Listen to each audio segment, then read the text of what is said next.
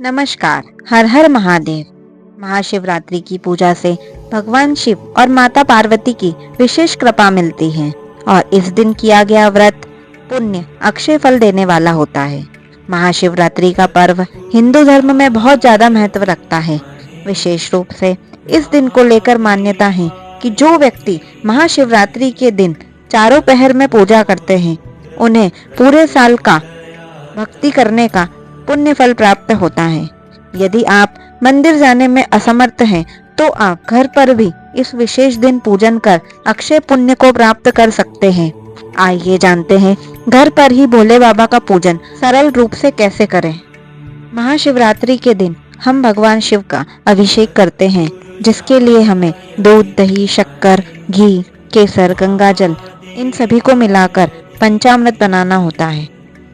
भगवान शिव और माता पार्वती को अर्पित करने के लिए बेलपत्र, चंदन, कंकु, हल्दी, रोली, भांग, धतूरा, शमीक के पत्ते, मंदार पुष्प या फूलों की माला, इत्र, बेर, केले या किसी भी प्रकार के मौसमी फल, खस, भोग के लिए हम सफेद मिठाई या घर पर भी खीर या हलवा बना सकते हैं।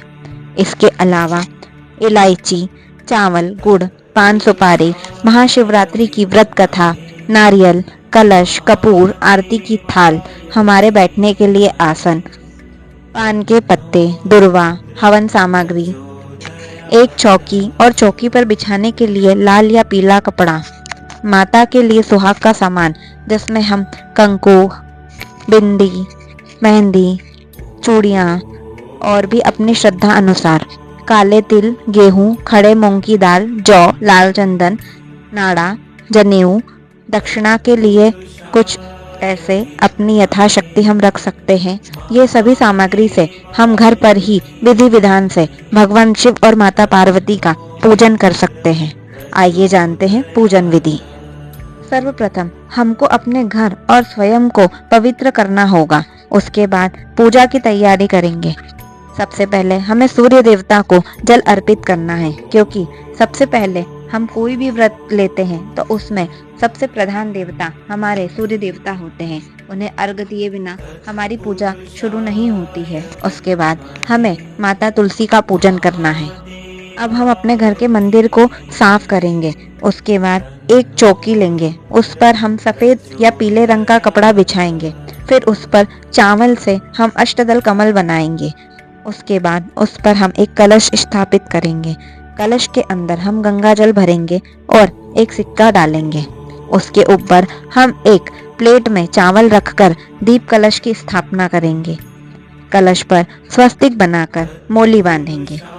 फूलों से चौकी सजाकर शिव परिवार की फोटो उस पर स्थापित अवश्य करें। फिर एक परात में गणेश जी और शिवलिंग की स्थापना करें। शिव जी के साथ उनके संपूर्ण परिवार का पूजन करना पूर्ण फल की प्राप्ति कराता है। अब गणेश सहित शिव जी का अभिषेक पंचामृत से करें। फिर उन्हें चंदन, अक्षत, बेलपत्र चढ़ाएं। माता पार्वती को सिंदूर अर्पित करें। ध्यान रहे, सुहागिन महिला माता पार्वती से सुहाग अवश्य लें। इसके बाद शिव जी को समस्त सामग्री जो हमने एकत्र की है वह एक एक करके चढ़ाएं। जैसे बेलपत्र चढ़ाने से हमारे तीनों जन्मों के पाप नष्ट हो जाते हैं। चंदन चढ़ाने से हमारे मन में शीतलता की अनुभूति होती है। भांग, धतूरा, शमी के पत्ते, मंदार के पुष्प की माला और इत्र सुगंधित द्रव्य के रूप में उन्हें समर्पित किया जाता है। इसके बाद हमें शिव जी को लाल चंदन और काले तिल चढ़ाने से हमारे समस्त पापों का नाश होता है। गेहूं चढ़ाने से हमें संतान की प्राप्ति होती है। खड़े मूंग चढ़ाने से हमारे मन की सभी बाधाएं और हमारी मनोकामनाएं पूर्ण होती हैं। लाल चंदन चढ़ाने से प्रभु प्रसन्न होते हैं। यह सभी सामग्री हमें शिव मंत्रों का जाप करते हुए भगवान शिव को अर्पित करना चाहिए।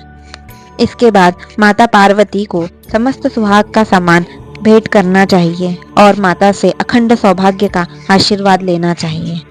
इसके बाद हमें शिव जी को तथा माता पार्वती और गणेश जी को भोग अर्पण करना चाहिए। शिव परिवार के साथ साथ हमें इस दिन अपने गुरु, अपने इष्ट और अपने कुल देवी देवताओं का पूजन भी अवश्य करना चाहिए। इसके बाद हमें आरती करनी चाहिए, क्योंकि आरती के बिना कोई भी पूजा पूर्ण नहीं मानी जाती।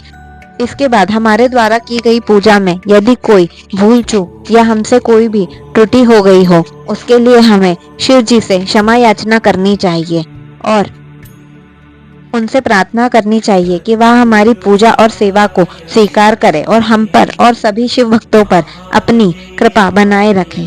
हर हर महादेव।